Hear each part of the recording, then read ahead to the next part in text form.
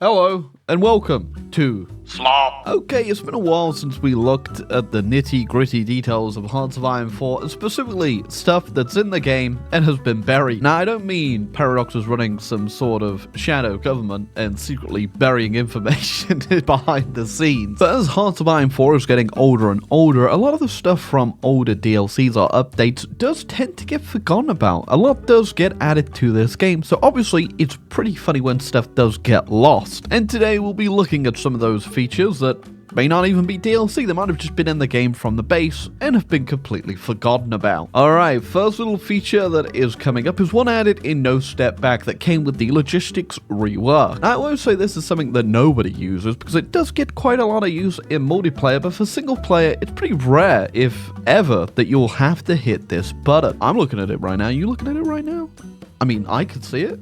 It's right there in front of you. Oh no, that's the subscribe button. Oh, you should hit that though. 100k subscribers, right? You should get you gotta hit it. Okay, this little button right here tucked away on the province screen. Scorched Up. Like I said, most people probably don't get much use out of this one, although it could be incredibly useful. And it does exactly what it says right there. Disables railways in this state, damaging them and preventing repairs. So, just to go ahead and show you how this works, and why specifically probably be more useful for multiplayer, and only really scenarios where you know you're going to lose land. If you've got yourself the political power, which we do, I can click this button and boom, everything has been blown up. So the railways and the supply hubs do go down, and they take a little bit before you can repair them again. Like I said though, it's not really something that is incredibly useful. It does have its moments, but I think for the most part, if you're playing Hoi 4, it's just something you forget about because it's not necessarily,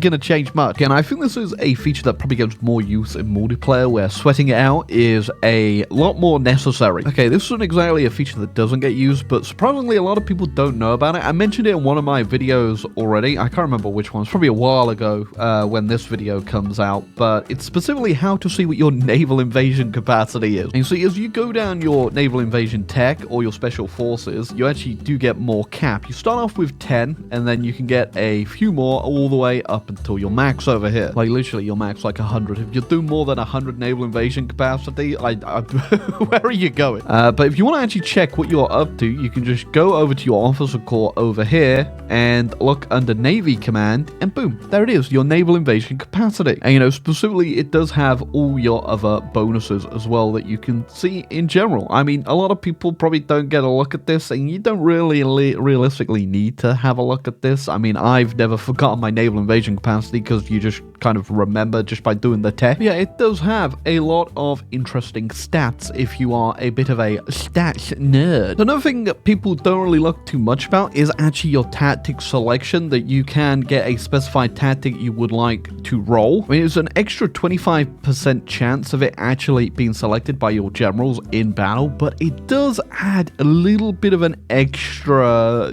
bonus to your troops, essentially, a better roll. Specifically, I guess, if you're playing the Soviets, because you can get Masterful Blitz over here. In fact, let me just show you. So if you wanted to get yourself a better roll for your tactics, you can go ahead, look at Masterful Blitz right here, which is unlocked for your focus tree, and it gives you an extra 20% attacker tactic damage and defender tactic damage as well. But I think the most important part here is that you can also just open up your own combat with by 10%. So like it says, it's literally just a better version of the Blitz tactic, which again, you just select right there, boom. If you're on the offensive and you really want to get yourself a better roll of the tactic, you can do it right there. And it's not anything to really put your nose up at. It's an extra 25% chance of it being selected. Okay, next up, it's one, again, that I don't think gets much use. It's ship refitting. Now, in all fairness, I think the problem with ship refitting is it is just a bit of a clunky mechanic. And half the damn time, especially if you're playing single player, do you really want to mess about with Navy? I mean, sure, a lot of the starting naval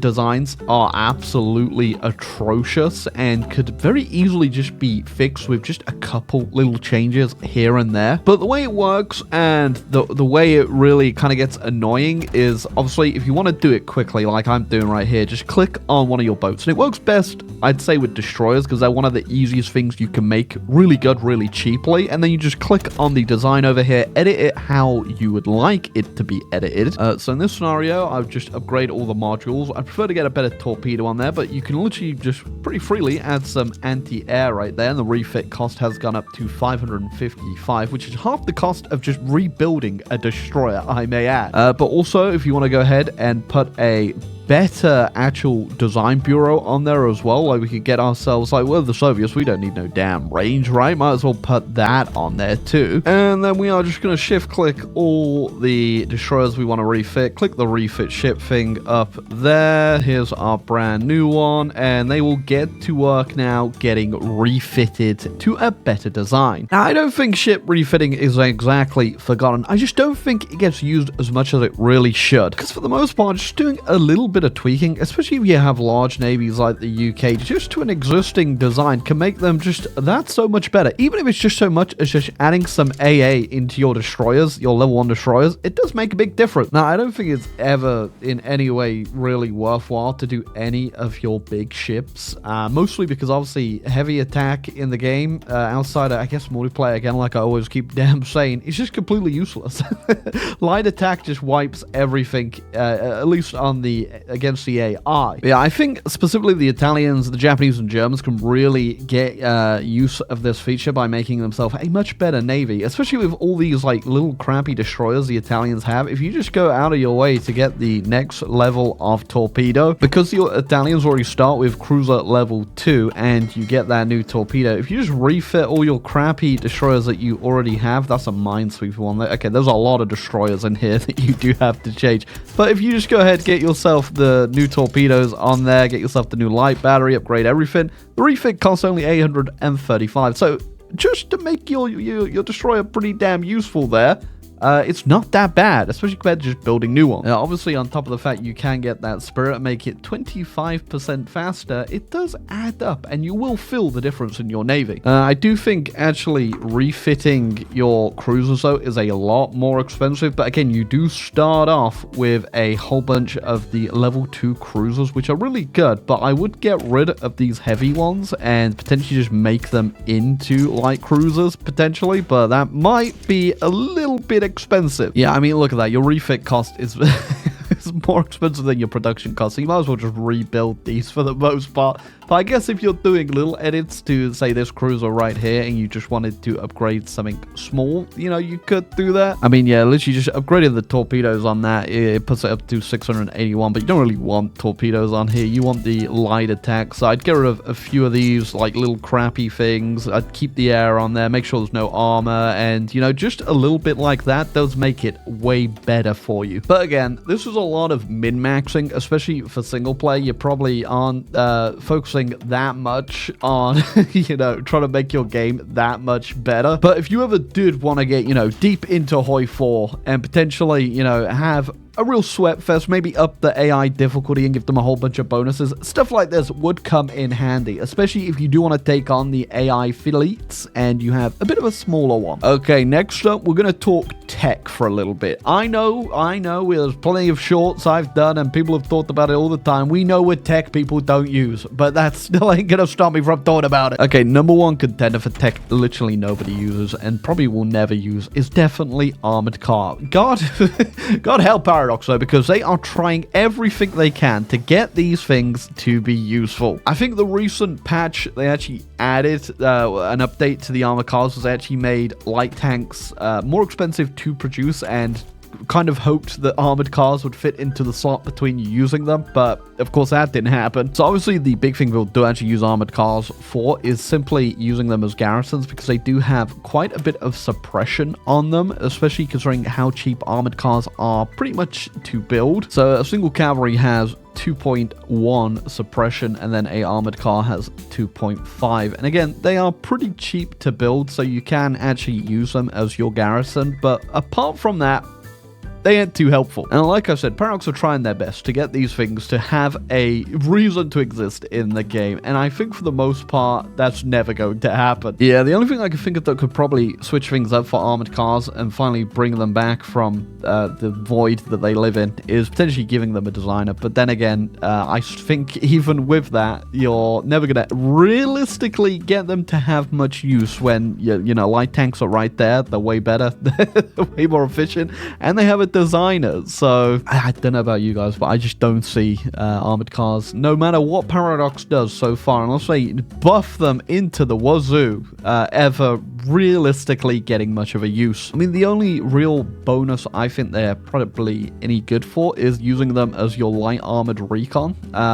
But then again, that will just take up a slot that you could just make a light recon tank with way better stuff on regardless. So again, kind of suck. Yeah, I mean, it's just a tough life to be the armored car in Hoi 4. Okay, next up, it's time for special projects. Now, when the game came out, I knew immediately that a lot of these special projects would never be touched again. And realistically, it kind of does make sense. I mean, a lot of them, while cool and gimmicky, either way too expensive or just completely useless. There's no real in between. And the most useful ones are the ones that you can just get to at the start of your game, which is obviously radar, helicopter. Both are incredibly useful and you can just research straight away. Another one being the military engineering vehicles and also the flame tank. And with submarines specifically, you can get the anechoic tiles and air independent propulsion, which can make your submarines even more overpowered. But if you look at the rest of the naval engineering facility, what the hell do we ever do here? I don't do any of this. I think it's a shame, but obviously Paradox did kind of have to balance this in some regards. But you know, do I ever see myself using the midget submarine? No. And obviously, some of them are so late in the game that they just never realistically ever need to be done. Like the land cruisers specifically, you got to get all the way down to super heavy tanks, and that's going to take you a little while. And then, of course, on top of that, you also need to research them. I think at some point I need to do like a special projects tier list, and realistically, the majority of them are going to be at F tier. And I think that just comes down to the fact, obviously, the best time for you to really build up and get use of any of the technology is for it to be available for you at the start of the game, which the majority of these special projects aren't available for you at the start of the game, which means conveniently a lot of the ones I think Paradox knew that you'd really want and would have that much of a difference are pretty much available at, you know, when you get into the game. Such a, you know, the jet engine doesn't require too much. Radar, helicopters, like I've all said. You know, nuclear research for the most part is just completely useless. Obviously, a lot of this stuff, if you were playing late into the game, would become more useful, but I do think the naval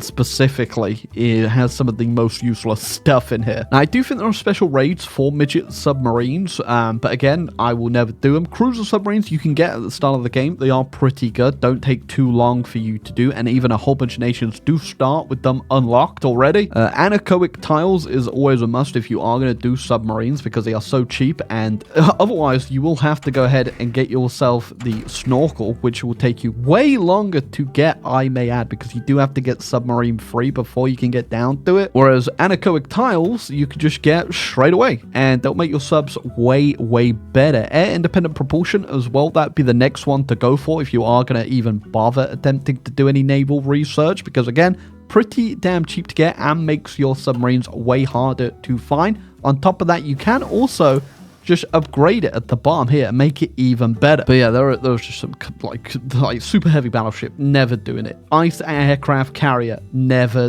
doing it. Torpedo cruiser, never doing it. I'm just going to use submarines, you know, destroyers, cruisers. Fleet submarine, it did have a purpose at first because you didn't have to get that 1940 submarine, but then Paradox changed it, even though it doesn't matter because submarines are still so damn overpowered.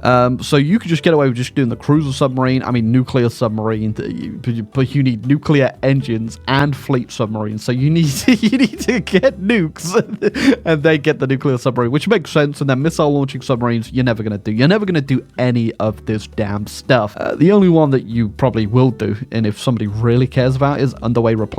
You just need to have fleet and being or base strike, and I never use that at all. The only naval doctrine I ever go down for the most part is the middle one. But underway replenishment, if you've never done it, you get to click this button and get yourself a much larger range. You can use convoys to supply your ships if you don't understand what underway replenishment is, and I've never used it in the game. I mean, for the most part, you do kind of clock onto the fact that these were never going to be anything that would really change the majority of games. It is a bit sad that some of them will never see the light of day again, because I'm never going to do the mothership aircraft. I'm going to be real. It's cool, but it's just you got to go so out of your way to go down like a side quest in your game. It's just not worth the headache for such a minuscule buff when you could just get better stuff at the start of the game. And on top of that, Paradox did actually nerf the amount of progress you get for your breakthroughs as well. Before, your facilities did give you a whole bunch more, and then they kind of nerfed it, and yeah, now things are a lot slower. Now, last but not least, one thing I want to show off that kind of gets forgotten about, actually, before we do this, we should go start a naval battle with someone. Okay, so we're going to start a naval battle over here between the Soviet and German fleet, and we're going to watch what happens after. So right there, the Germans absolutely destroyed that starting Soviet fleet to the point where there is quite literally nothing left. And then afterwards, you get this beautiful destruction scene that you can click on, but once it's gone. It's gone. Obviously, in the chaos of war and stuff like that, you do kind of lose track of what your navy actually gets up to. But hidden away, there is a secret little thing that you can see to see what you've been destroying. Now, if you wanted to, you could just click on your individual ships, and it will have this little icon over here, which will tell you what your ship specifically did. Like this one did destroy a destroyer and then assisted in all these other ships. But if you don't care specifically on a ship per basis, you can just click over to your Navy tab and then over to here on Lost Ships. And here you can look at everything you have destroyed. It's kind of funny how tucked away this actually is. And it's not the most intuitive of features, but yeah, look at that. You can look pretty in depth about what your Navy has actually been blowing up. It's pretty useful if you do a lot of convoy raiding with your submarines, because you can actually look at how many convoys you've destroyed, and it will usually be a lot. Yeah, you can even go ahead and just filter it to a specific country that you have been, destroying, and you can see we've lost 4 ships, they lost 99, including convoys. So pretty useful feature if you ever want to see what you're doing with your navy. Actually, here's one more thing, just to show something off that I don't think a lot of people know. If you actually go ahead and you want to look at what your AI allies are actually doing, it's specifically you need to lend lease them something. If you actually click on them at the bottom here, you can also click on Open Logistics, and it will show you their equipment stockpile. So if you've ever been trying to prop up an ally, this actually makes it a lot easier to see what they need. Annoyingly, obviously they do have to actually be in your faction. It would be kind of better if you could, send a attaché to someone, specifically like China or something like that, and you could kind of follow what they needed, but it is what it is. But yeah, if you had an attaché and you had volunteers in a nation, it would be kind of nice to be able to keep up with their logistics too, just to show, if you were trying to keep them alive. But I can see why, that could be potentially a problem, specifically in multiplayer, if someone sneaks a volunteer in somewhere. But yeah, that's my list of more forgotten Hoi 4 features that kind of get buried away and are actually somewhat useful if you use them correctly. If you've got any more suggestions, leave them down below, and I might do a follow-up video and see what you guys are saying. But thank you for tuning in for another schlop-tastic video. Can you hit the sub button though? I'd love to get another 100k plaque. That'd be great.